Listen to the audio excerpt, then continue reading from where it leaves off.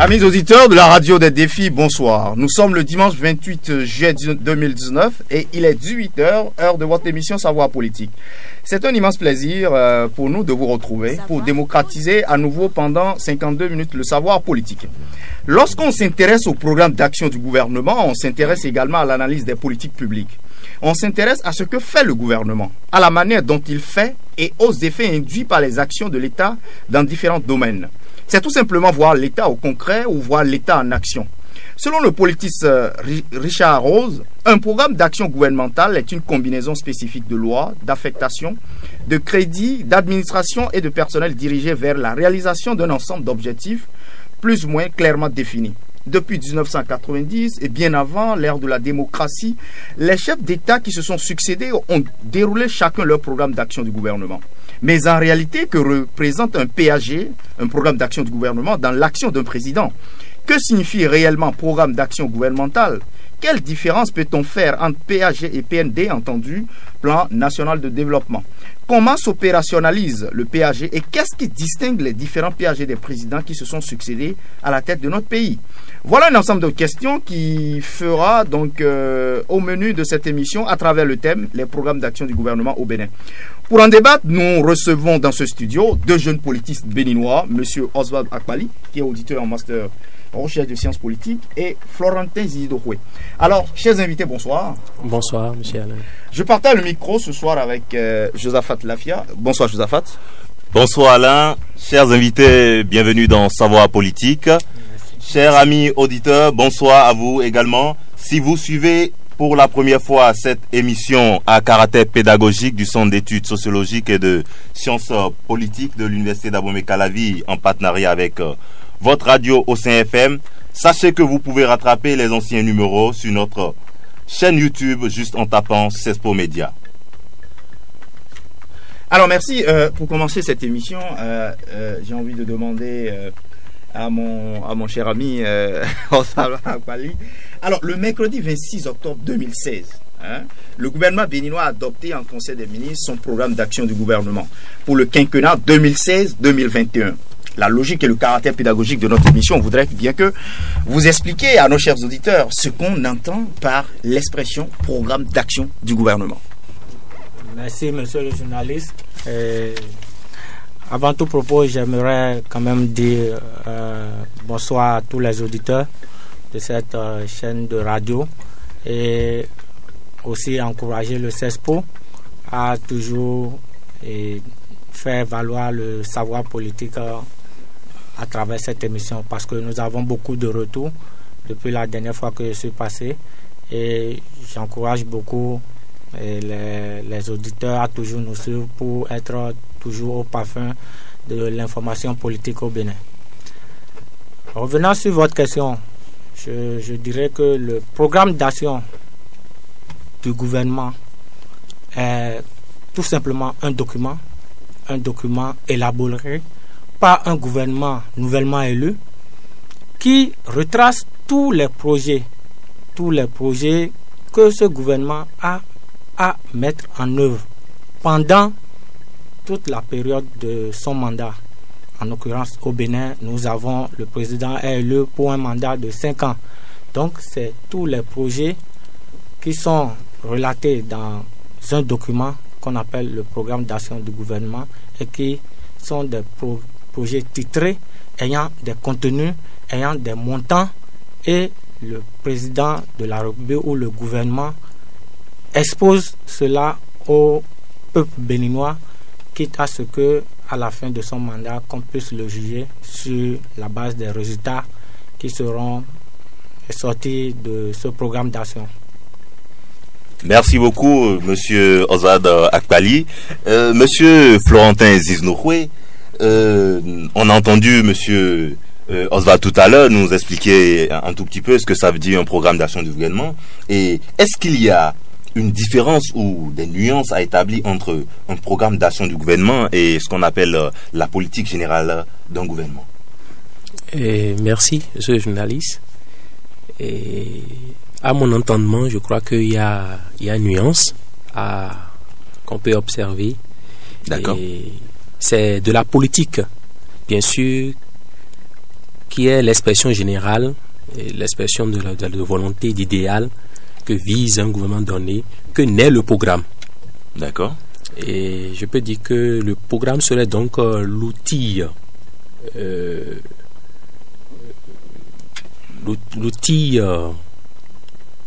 donc cet outil qui permet matériel qui permet de mettre en œuvre la politique. De mettre en œuvre la politique. Oui. Voilà. Ah, okay. Alors, mais c'est bien. Alors, dites-nous, lorsqu'on parle par exemple de programme d'action du gouvernement, est-ce qu'il y a une différence avec l'agenda gouvernemental? Je peux dire que, comme je disais tantôt, le programme d'action est un ensemble d'activités que le gouvernement décide de mettre en œuvre. Et a priori, le programme d'action fait partie intégrante de l'agenda qui, lui, est l'ensemble de ce qui mobilise l'attention du gouvernement. Mais l'agenda va au-delà du programme, en ce sens qu'un problème par exemple qui n'est pas prévu et pour être résolu au sein d'un programme à travers les projets pourra être plébiscité puis mis à l'agenda. Okay. Oui. Au cours, donc quelque chose peut ne pas être, une action peut ne pas être prévue, mais à cause d'un certain nombre de circonstances et tout ça là, donc cette action peut se retrouver sur l'agenda donc du président qui est au pouvoir.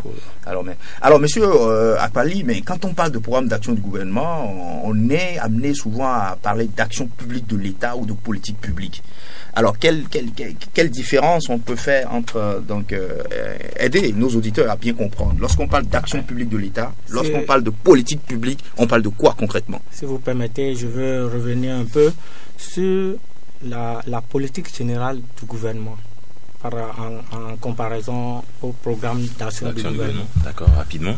Donc, moi je veux dire que la politique générale du gouvernement est une vision qui est née d'une idéologie ou d'une théorie qu'un gouvernement valorise par un discours.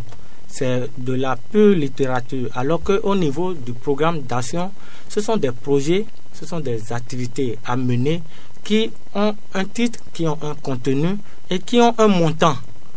Alors que dans le cadre de la politique générale du gouvernement, un chef de l'État peut venir et donner sa vision, son orientation selon qu'il soit socialiste ou qu'il soit libéral. Donc, on se rappelle le discours programme de Mathieu Kérékou en 1972 par exemple. Voilà, c'est de ça que vous parlez. Non, je pourrais dire voilà, c'est un discours programme et c'est une politique générale et non en ce moment un programme d'action, parce que c'était une vision du chef de l'État d'alors. En 72, quand le président Mathieu Kérékou venait au pouvoir, il n'avait pas de limite d'un mandat donné, si on peut le dire, parce que c'était le parti unique et il savait que à chaque échéance, il était toujours le président à revenir. Donc, le programme d'action d'un gouvernement doit avoir une temporalité. Voilà, une temporalité qui n'existait pas en ce moment. Donc c'est pour cela qu'il faut faire quand même une différence entre les notions. Voilà. D'accord. Pour revenir maintenant à notre question tantôt. À la question de l'action publique et de la politique publique. L'action publique est la matérialisation de la politique publique, qui n'est rien d'autre que le reflet, comment je dirais, le travail ou l'intervention de l'État dans la société. Ouais, dans plusieurs domaines. On peut être amené à parler de politique publique, dans l'éducation, dans la santé. Et quand on dit l'intervention de l'État, l'État est fait du gouvernement, des autres démembrements et des collectivités locales. Donc, vous voyez, même le chef quartier qui prend une initiative dans sa rue, disons par exemple de mettre devant une rue, une barrière pour interdire aux camions de passer parce que ces camions détruisent la rue, c'est déjà une action publique. Et c'est la matérialisation de la politique publique. Donc les deux se rejoignent, les deux sont quasiment le même thème, mais qui est expliqué parce que l'action n'émane que de la politique publique. Ok. Alors, Pierre Müller disait que les politiques publiques sont la plupart du temps une forme d'institutionnalisation de la division du travail. Alors, cher ami Zizouhoué, vous partagez cet avis? Absolument.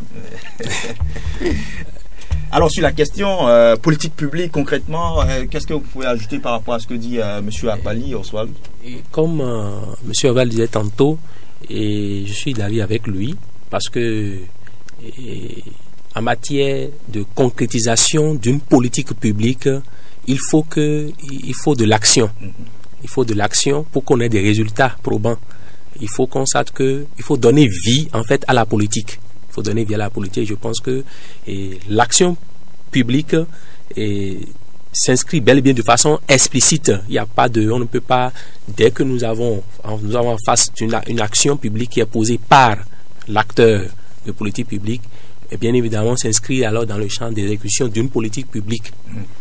Alors, à Madagascar, par exemple, c'est une obligation constitutionnelle qui est faite au président de la République au début de son mandat d'annoncer les grandes lignes de sa politique générale de l'État. Alors, donc, là-bas, on parle de programme de politique générale. Dites-nous, est-ce que dans notre constitution du 11 décembre 90, il y a une telle disposition qui est prévue? Oui, je crois bien, et je peux citer l'article 54 de la constitution du 11 décembre 1990, et qui présente le président de la République comme étant le garant, le dépositaire qui définit la politique générale de l'État. Okay. La politique générale de l'État. Donc, c'est à travers qui dispose de l'administration et qui dispose. Et c'est ça qui fait de lui le chef de l'administration, justement. Et à travers le pouvoir réglementaire et aussi l'article 55 qui suit, qui retrace un peu le fonctionnement, les décisions qui sont prises en Conseil de ministres, qui est le lieu où la politique, elle est, j'allais dire, formalisée, voire institutionnalisée. Alors, M. Akpali, par rapport à ça, est-ce que vous avez quelque chose à ajouter? Oui, bon, donc, lorsqu'on parle, donc, il revient, c'est-à-dire que la Constitution donne mandat au président de vraiment de dérouler donc sa politique générale. Donc, oui, à ma connaissance, c'est vrai que l'article 54 en appui, l'article 55 aussi donne le droit au président de la République d'être vraiment le dépositaire de sa politique générale de l'État ou de son gouvernement. Mais je crois que la question qui est posée ici est de savoir si en début de mandat, est-ce qu'il est fait obligation au chef de l'État comme au niveau de Madagascar, parce qu'à Madagascar, de faire un discours programme. Oui. Donc, je crois, à ma connaissance, il n'y a pas une obligation qui est faite à un chef de l'État. Parce que depuis 80, je ne sais pas. Je crois bien, à ma connaissance, qu'il n'y a pas une obligation qui est faite au chef de l'État dès l'entrée en fonction de faire un discours, programme de politique générale. Mais ce qui est fait en aval, c'est qu'il est fait obligation, selon la constitution béninoise, au chef de l'État de faire une déclaration de l'État de la nation en fin de chaque année devant la représentation nationale. Donc, ce qui fait de ce chef de l'État ce qui lui donne l'obligation de venir rendre compte de ce qu'il a fait pendant un an. Et en même temps c'est ça qui fait aussi la vivacité de notre constitution. Parce que vous voyez, ce n'est pas un président qui vient et que sa constitution lui donne obligation juste de donner les orientations de sa gouvernance pendant son mandat, qui est peut-être de 5 ans, alors qu'une autre constitution, la nôtre, dit que le président, à la fin de chaque année, doit venir faire un point de l'état de la nation. De la gestion de l'État. Ça permet au peuple de savoir ce que le chef de l'État en exercice fait chaque année.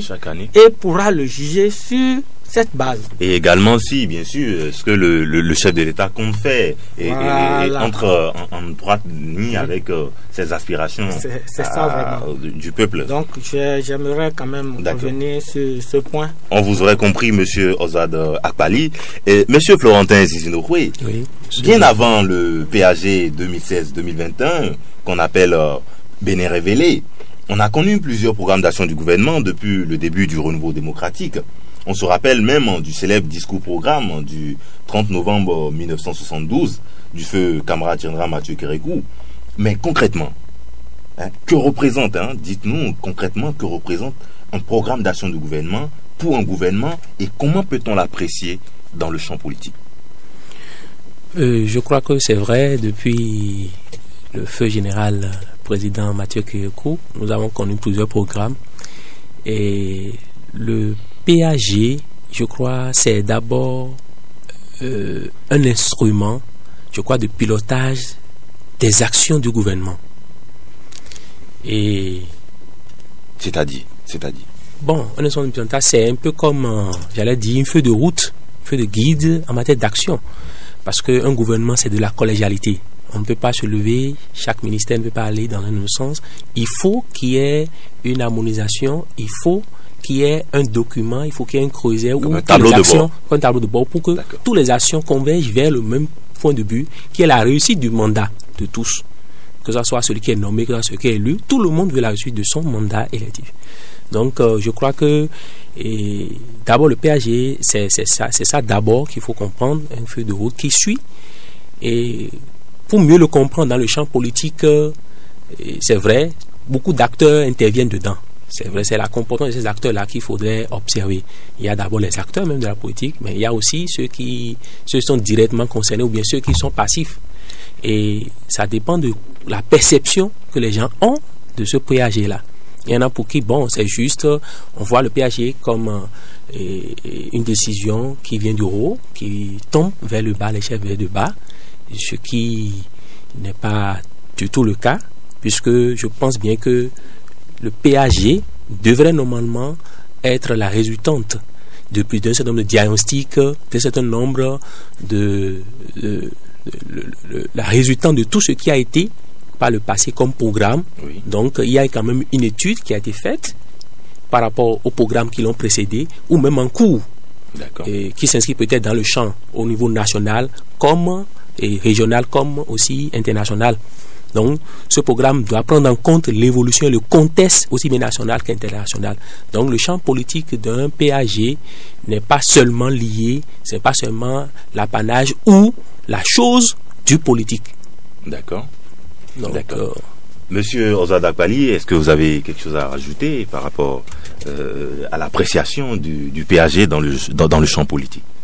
Oui, si je dois rajouter quelque chose par rapport au PAG dans le champ politique, est que le peuple qui élit ses dirigeants attend de ces dirigeants qu'ils exposent leur vision et les matérialisent par le programme d'action.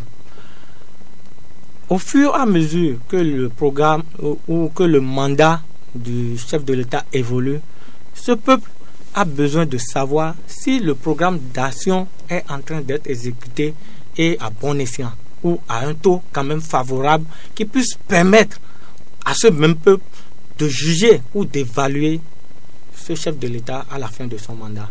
Donc, le chef de l'État a l'obligation d'abord de beaucoup communiquer sur son PAG et au fur et à mesure de faire des évaluations à mi-parcours pour informer son peuple de l'évolution de ce programme pour que en retour ce peuple puisse le juger. Parce que vous et moi, nous n'avons pas accompagné le chef de l'État dans l'insertion d'un projet dans son PAG.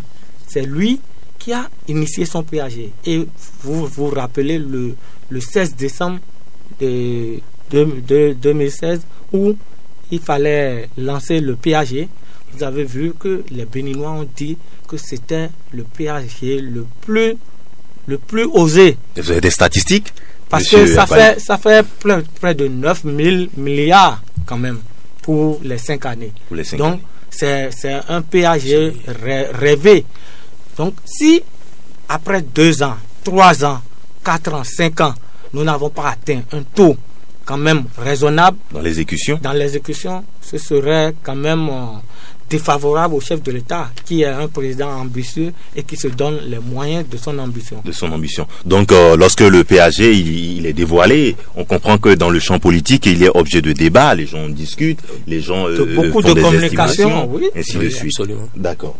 Alors, nous avons eu le PRG, mais après, il y a eu l'élaboration et l'adoption du plan national de développement, le PND.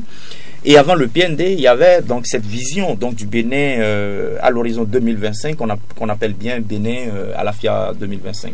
Alors, finalement, l'action publique est guidée par quel document? Est-ce qu'il y a des liens, est-ce qu'il y a des corrélations entre ces 3 documents? Oui, bien sûr. Il doit forcément y avoir une cohérence logique avec ces 3 documents. Sans oublier aussi que le Bénin est engagé sur la piste des objectifs de développement durable. Est-ce absolument. Que tout ça là est pris en compte? Oui, puisque au moment où Bénin 2025 s'était élaboré, il y a eu des paradigmes qui n'étaient pas encore pris en compte.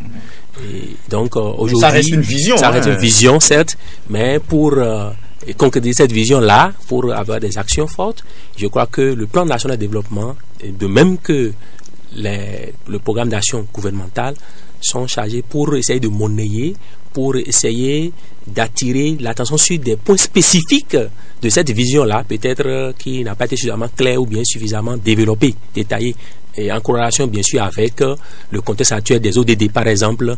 Donc, je crois que l'action publique doit tirer forcément sa source d'un de ces programmes ou d'un de ces documents d'orientation qui puisse s'inscrire réellement dans le champ public.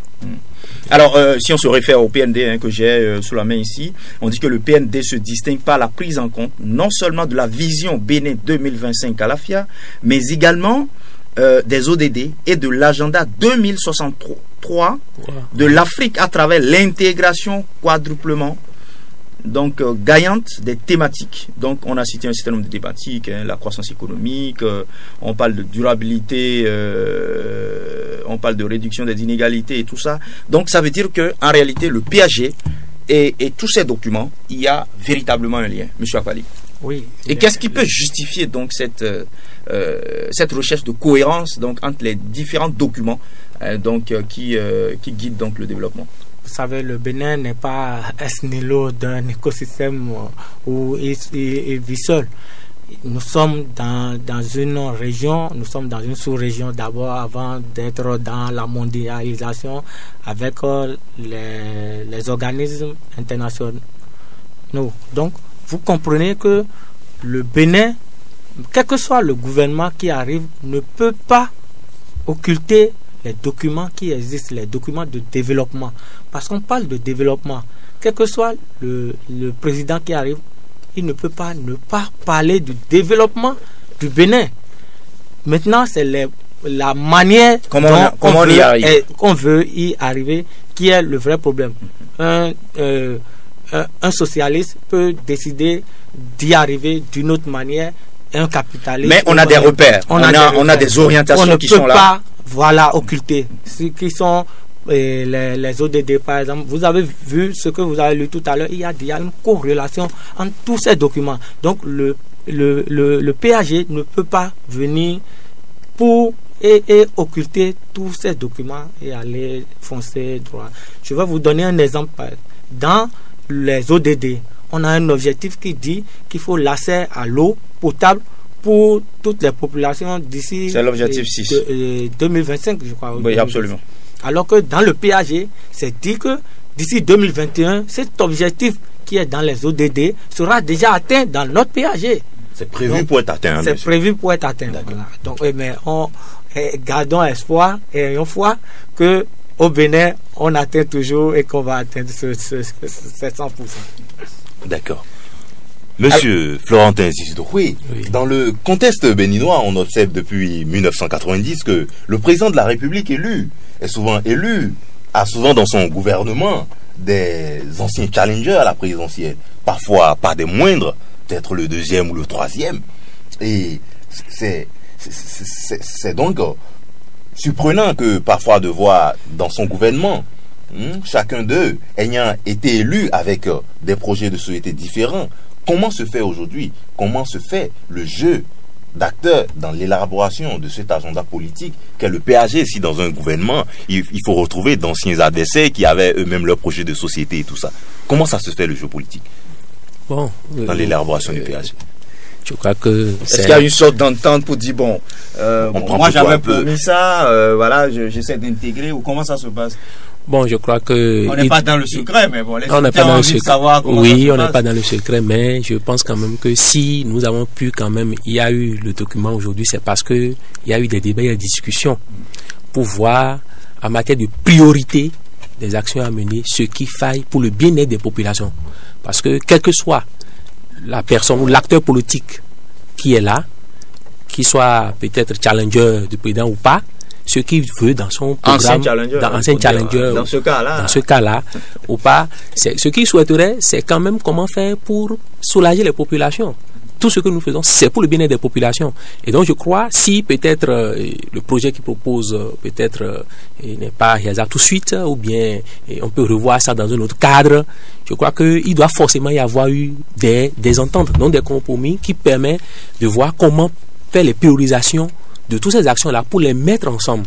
Puisque c'est vraiment de ces forces de contradiction que va naître la vérité. Il ne faut pas dire que bon, il faut que ce soit assis certainement. Donc je crois que c'est même cette différents points de vue ou bien cette disparité qui fera même la force qui fait que ce PAG a été pris comme un PAG ambitieux. Parce que beaucoup parmi eux avaient vraiment de très belles idées dans tous les domaines d'activité. L'éducation, la santé, et le logement, pas mal de choses. L'emploi. Nous nous rappelons très bien de Ablaye Biotchane, absolument. Qui insistait sur l'emploi. Absolument. Absolument. Donc aujourd'hui, nous avons quand même, et je pense que le jeu de ces acteurs au niveau chez nous au Bénin, je crois que ce jeu est fait de telle manière que chacun pouvoir vraiment tirer profit pour que de retour avec sa base, il peut dire bon voilà, il y a quand même telle chose que vous avez promis qui se retrouve quand même dans le truc là. Donc je ne suis plus seul désormais, je ne suis plus le seul à porter ça, mais c'est l'ensemble du gouvernement et c'est aussi cet esprit de collégialité qu'il faut voir. Donc alors Monsieur Akpali, est-ce que vous pensez par exemple qu'avec disons celui qui prônait la nouvelle conscience, que quelque part des éléments de son programme de société sont retrouvés dans le PAG?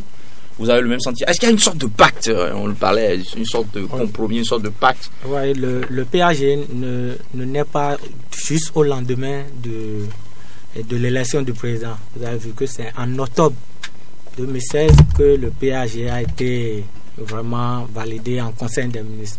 C'est pour dire que les anciens challengers qui se sont mis ensemble ont pris du temps pour réfléchir, pour ne pas transcrire exactement le projet de société d'un seul candidat en programme d'action du gouvernement.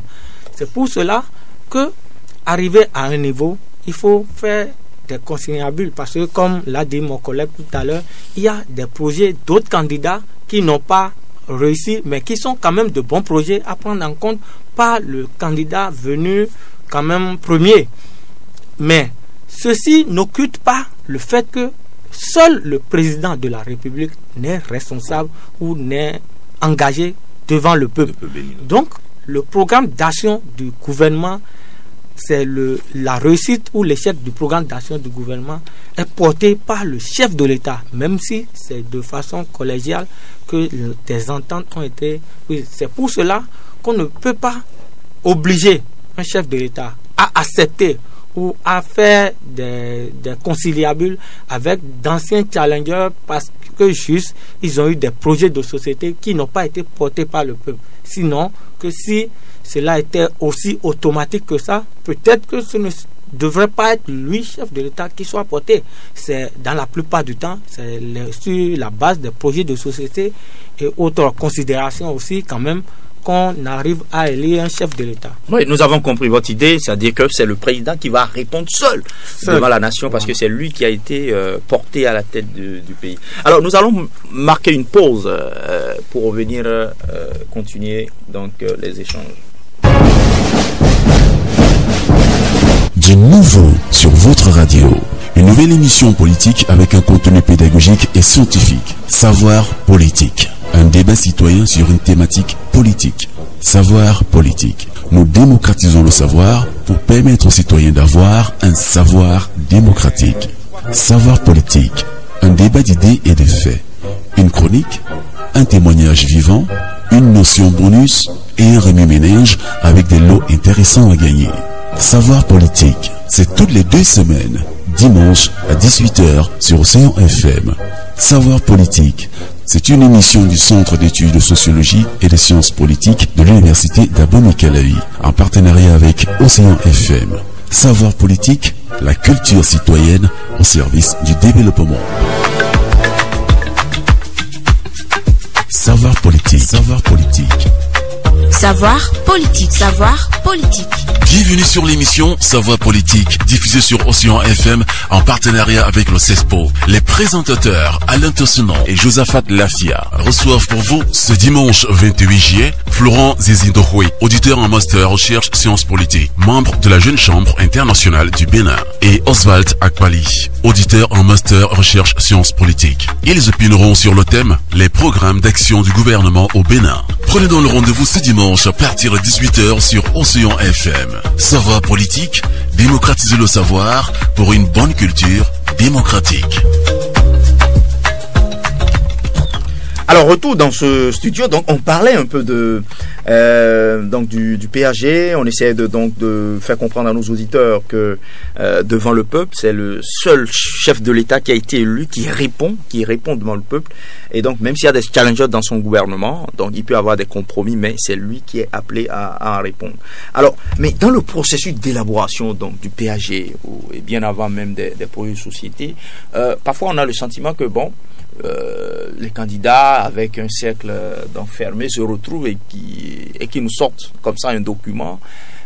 On ne sait pas, est-ce qu'il y a souvent des concertations? Comment est-ce que on prend en compte véritablement les aspirations, le rêve donc des citoyens, Monsieur Zindouhoué? Bon, est-ce qu'au niveau donc de leurs militants, il y a un processus quand même pour prendre en compte les aspirations de la jeunesse et autres, des femmes, de certain nombre de groupes socio-professionnels? Oui, et je peux dire que c'est depuis la base que les besoins réels des populations sont répertoriés. Est-ce qu'ils sont consultés? Est-ce qu'il y a un processus comme ça de consultation? Bon, je crois que dans chaque formation politique, il y a quand même une organisation interne à chaque formation politique où il y a la jeunesse, il y a la place de la jeunesse, il y a les professionnels, il y a quand même un certain nombre de personnes qui sont consultées pour que ça soit la vision, peut-être les besoins réels de ces militants-là à la base, qui sont transmis à leur candidat. Et je crois que c'est la résultante, puisque le candidat, avant d'aller à une élection, s'il veut vraiment avoir l'électorat qu'il faut, il faudrait quand même qu'il serve à ces militants-là ce qui leur manque, ce qu'il leur faut.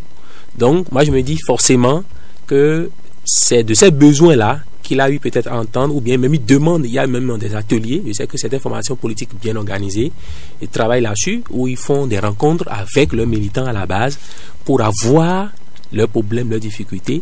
Il y en a même qui passent par des sondages, ou bien par des enquêtes, des guides d'enquête par rapport aux citoyens, et dans les collectivités locales. Est-ce que c'est vraiment élaboré comme on le voit ailleurs? Monsieur Oswald Akpali, je ne trahis pas un secret, vous êtes membre du bloc républicain, donc j'imagine que... Comment ça s'est passé avec vous? Est-ce que vous avez observé qu'il y a une démarche derrière dans l'élaboration donc de projet de société ou bien même du PAG? Est-ce qu'on a consulté les militants? Est-ce que leurs aspirations ont été vraiment prises en compte? Et comment on fait véritablement pour prendre en compte cela? Vous savez, depuis l'avènement démocratique, nous n'avons pas encore connu de président de la République issu directement d'un parti politique. Donc, à partir de cet instant, on a la difficulté à vraiment dire qu'il y a un retour des partis politiques qui est pris en compte par le chef de l'État élu.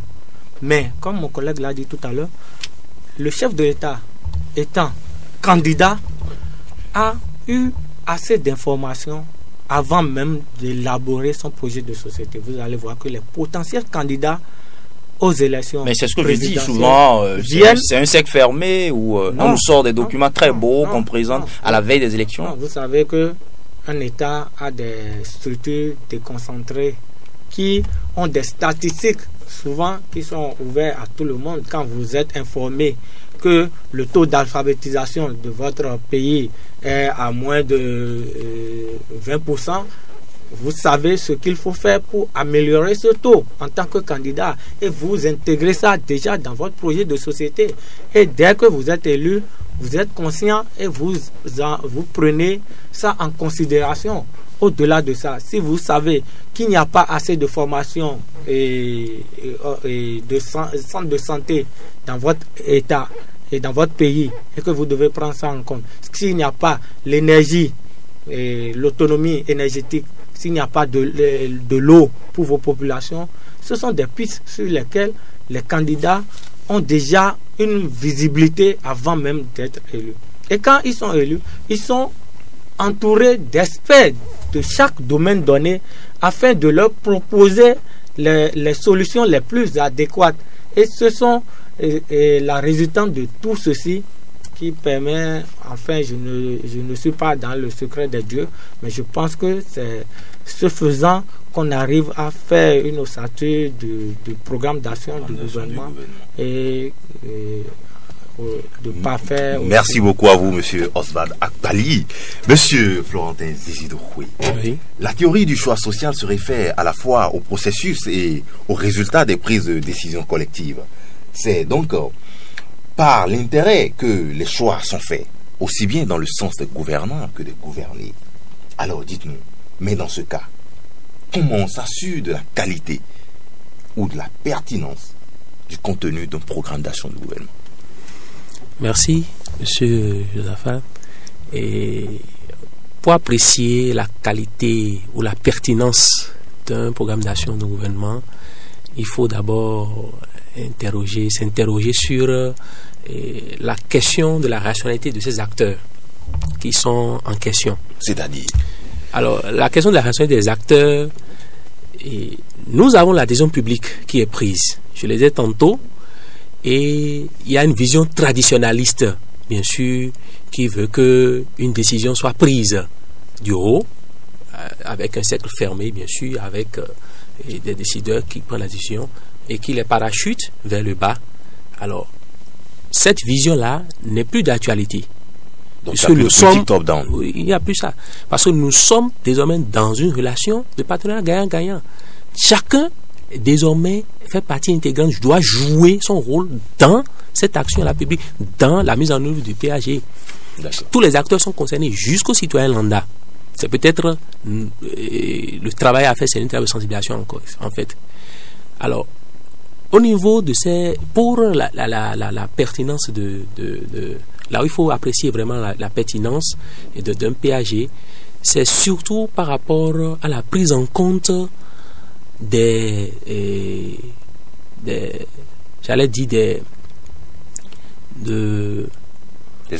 aspirations, pas seulement des aspirations, mais ce qui échappe aussi au pouvoir central. Il y a des choses qui échappent au pouvoir central. C'est-à-dire, tout à l'heure, par exemple, de tout ce qui est à nouveau déconcentré. Il y a des informations que nous avons, il y a peut-être des études qui ont été faites pour donner des statistiques dans tel domaine, au niveau des directions départementales, au niveau d'un certain nombre de choses, mais au niveau de la décentralisation, qui est même une politique publique. Au niveau de la décentralisation, nous voyons quand même qu'il y a encore beaucoup à faire. C'est-à-dire, c'est le contact. Il y a, comme j'ai vu pendant le temps des campagnes électorales, vous voyez bien sûr que beaucoup de candidats, vont vers les populations à la base, les chefs de village, dans les villages, dans les quartiers de ville. Donc ces aspirations-là sont prises en compte. Peut-être que lui-même n'a même pas eu l'occasion, ce n'est pas décrit quelque part, il y a même dans un programme ou bien dans un document par le passé qui a fait peut-être une étude diagnostique, et il y a un besoin d'analyser quelque part qui n'a jamais été signalé, qui peut être une omission. Donc, mais le fait de descendre sur le terrain pour s'enquérir des problèmes de ces populations-là font que justement on peut voir vraiment cette pertinence-là de ce côté-là. Alors, la qualité, c'est bien sûr à la fin qu'on peut l'évaluer pour savoir si réellement ça a pu vraiment prendre en compte ces aspirations-là. Ou pas. Parce que il faut une évaluation, mais en cours de route, ce qui devait être, c'est un réajustement qu'il faudrait faire quand, au cours d'exécution de ce programme-là, on constate que peut-être, vu la situation, vu le contexte social, économique, politique qui ne va pas, il faut redimensionner les choses. Il faut s'asseoir désormais pour travailler à un certain nombre de choses pour voir comment désormais peut-être donner priorité à telle action ou peut-être à une autre action. D'accord, on vous aurait compris, monsieur. Monsieur Akpali, tout à l'heure vous disiez que c'est un programme ambitieux en parlant du PAG bien révélé, parce qu'il y a des chiffres, il y a des montants, il y a plusieurs milliards, mais pour le citoyen lambda, comment est-ce que lorsque un gouvernement lance son PAG, comment est-ce qu'il faut, comment les populations peuvent savoir si est-ce que vraiment ce qu'on nous a promis, est-ce que ça peut se faire, est-ce que c'est bien, est-ce que ce n'est pas bien? Merci, monsieur le journaliste. Vous voyez, on ne peut pas dire que l'intérêt général est la somme des intérêts particuliers ou individuels. L'intérêt général, c'est souvent la moyenne de tout ce qui peut être intérêt dans un État. On ne peut pas... Ça, c'est votre position, hein? Non, c'est... nous sommes 4 ici. Ce n'est pas parce que quand vous saurez votre intérêt dans le PAG, je donne un exemple banal, que devant votre studio ici, que la stratégie passe, que vous allez dire que le président Talon a réussi, pendant que d'autres sont dans le Bénin profond et qui n'ont même pas accès à l'eau. Donc, ceux-là ne vont pas dire qu'ils sont fiers du PAG, mais l'intérêt général demande à ce que la route qui est passée devant votre studio n'est pas une route destinée à Océan FM seulement. C'est une route destinée à même celui-là qui quitte le Bénin profond et qui passe une fois peut-être là sur cette route. Donc vous voulez dire que la stratégie sociale est une stratégie du minimum? Voilà. Donc c'est pour dire aussi que quand on fait un PAG aussi ambitieux que le PAG actuel, il y a l'agenda du gouvernement qui demande à ce que les projets qui soient phares ou projets prioritaires soient mis en avant et qui soient exécutés déjà pour montrer au peuple, au bas peuple, déjà ce qui se trame. Nous sommes à quasiment 3 ans du PAG d'exécution. Et bientôt, on fera le bilan des 3 années. Vous allez voir de vous-même que si ce PAG a déjà atteint la 60aine de pourcentage ou pas, que le peuple même jugera de ça. Parce que en France, par exemple, je ne vous coupe pas, en France, par exemple, le gouvernement peut demander l'approbation du Sénat sur sa politique générale, même si cela n'a aucun effet juridique. C'est-à-dire que lorsque le président français établit sa politique générale, par exemple, lorsqu'il le présente au Parlement français, il peut aller au niveau du Sénat et demander, par exemple, un vote pour voir si réellement ceux qui sont les sénateurs français, qui sont des représentants du peuple, si ceux-là épousent le contenu en fait de son projet, par exemple. Mais dans notre cas, par exemple, on ne nous fait pas obligation, et donc par rapport aux populations, notre cas donne un autre schéma. Vous comprenez que le PAG est transcrit dans les TPA et les TPA sont produits et budgétisés. Vous pouvez parler de PTA, des plans de travaux, plans de travail annuels des ministères. Avant que le budget ne soit validé, il y a des séances où le ministre des Finances est obligé, ou même des ministres sectoriels sont obligés de passer devant la représentation nationale pour expliquer les lignes budgétaires qui sont validées pour l'année. Parce que c'est le Parlement qui vote le budget de l'État. Donc, comprenez que c'est pour avoir l'avis aussi du Parlement, même quand, entre-temps, ou ça pas extraordinaire, on peut prendre des ordonnances, mais l'idéal est que le peuple, les représentants du peuple souverain puissent se prononcer et donner leur accord. Okay. N'oublions pas aussi qu'il y a la loi de règlement qui permet de savoir à la fin d'un exercice budgétaire ce qui a été fait et ce qui n'a pas été fait. Donc ça permet de suivre un peu ce que fait le gouvernement. Alors, Monsieur Zidokwe, on observe souvent que dans notre pays, que lorsqu'un gouvernement dévoile son programme d'action, il devient objet d'une grande communication pour le faire connaître durant le quinquennat. Alors, cette politisation ne fait pas de lui un objet de propagande politique, plutôt que d'être une boussole d'aide à une action publique efficace. Est-ce que vous avez fait la même observation que nous? Bon, je pense que je ne peux pas faire la même observation que vous, parce que les citoyens pourquoi on est tous de politisation. Vous n'êtes pas souvent dans les écrans de télé, vous ne suivez pas les radios. Je suis parce que je crois que on n'allume pas une lampe pour la mettre sous le boisseau, comme le dit les écrits. Donc vous voyez, vous faites semblant de ne pas voir. S'il y a quelque chose qui se passe, je pense qu'il faut y communiquer. Puis je crois que la communication fait partie quand même. Non, on ne parle pas ici d'une communication, on parle d'une propagande. D'une propagande, il y a une nuance. C'est ça justement, parce que ça peut sembler à de la propagande. Ça peut sembler à de la propagande. Parce qu'on voit pas des meetings de soutien, on dit on soutient le PAG, on dit on soutient telle chose. Est-ce que c'est de ça qu'on parle? On devrait encourager le gouvernement à dérouler le PAG. Oui, c'est pareil. Je crois que en matière de politisation, il y a deux choses. Il y a ce qui est positif. Moi, je vais prendre d'abord le positif avant le négatif. Le positif dans ça, c'est que les populations ont besoin d'être informées, d'être sensibilisées. Je crois que c'est très important. Et ça, c'est le rôle des médias. Oui. Alors, de l'autre côté, il peut y avoir des récupérations politiques. Il peut y avoir des récupérations politiques dans le sens où, chaque acteur, parce qu'on a dit tantôt que les gens sont venus, et il y a une question qui précédemment qui venait, mais beaucoup sont venus qui étaient challengers de l'ancien et autres, mais quand ils se retrouvent dans leur fief, il peut, tu as dit de nature, être l'acteur politique de l'action qui est menée sur le territoire. Donc, je ne pense pas que ça soit aussi mauvais en soi, plus vu que c'est eux qui sont les maîtres du terrain en ce moment-là.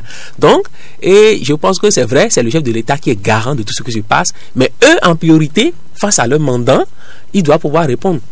Donc, je crois que dans ce sens-là, des actions sont menées certainement au niveau des populations à la base, parce que l'acteur dont il est question, vu qu'il est désormais dans le gouvernement, il se l'attribue. Ce n'est pas lui-même qui se l'attribue, mais de fait que, il devient le répondant, en fait, le chef de l'État face à ces populations-là. Donc, dans ce champ purement scientifique, on peut comprendre la chose. On vous aurait compris, les dérapages et autres. Monsieur Zidokwe, on vous aurait très bien compris. Monsieur Ozalakali, vous avez quelque chose à ajouter rapidement ou... Vous faites la même observation que nous, qu'il y a une sorte de quand vous parlez de politisation, de propagande, je dirais que nous sommes quand même en politique. On n'a pas refusé. Et l'homme politique a besoin de ça. Donc vous ne pouvez pas refuser à un élu on n'a pas refusé, on fait des observations. De vanter les mérites d'un PAG qui a impacté sa population.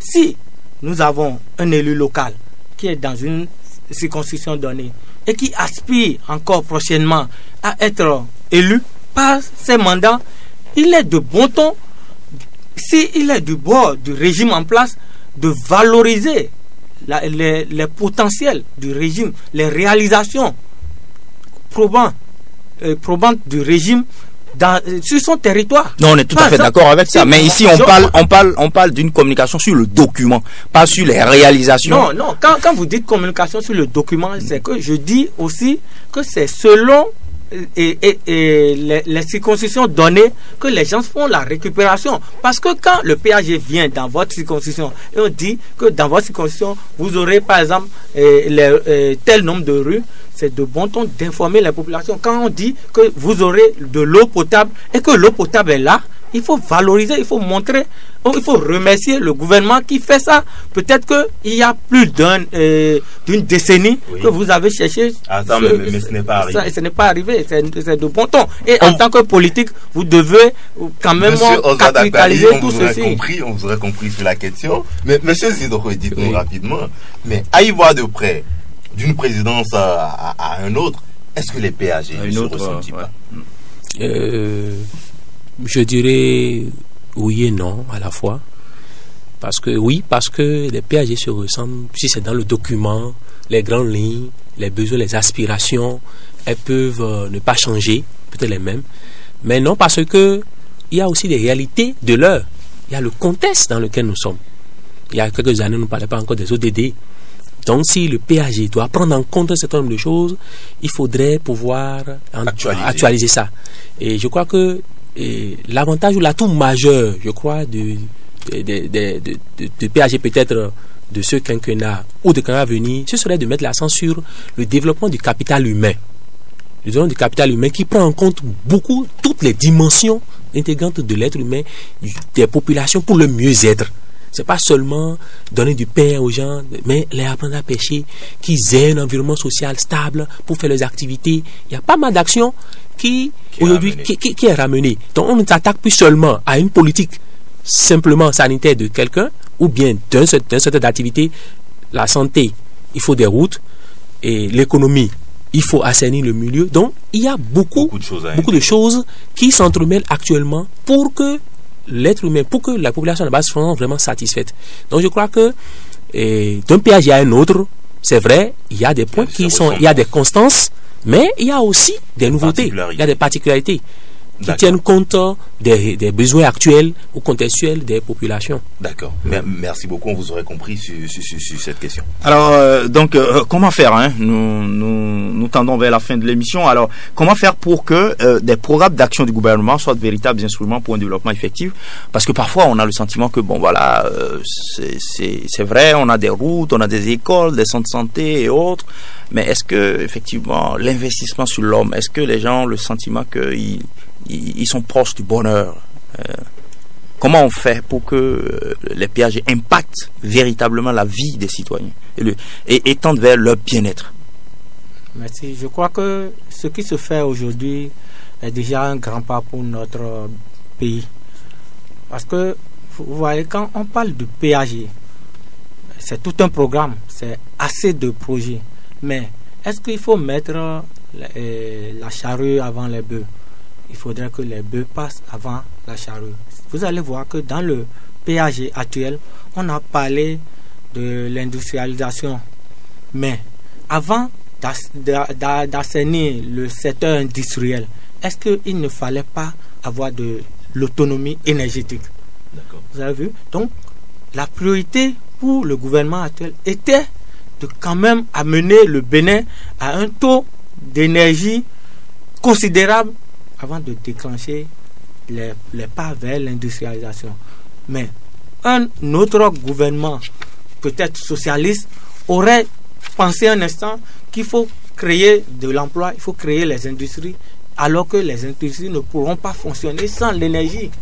Donc c'est pour dire, en quelque sorte, comment est-ce que la planification est importante dans les projets mis en exergue dans le PAG. Sinon, que beaucoup de PAG sont des PAG quand même qui donnent du bon goût à la langue, mais au finish, on voit que on n'a pas.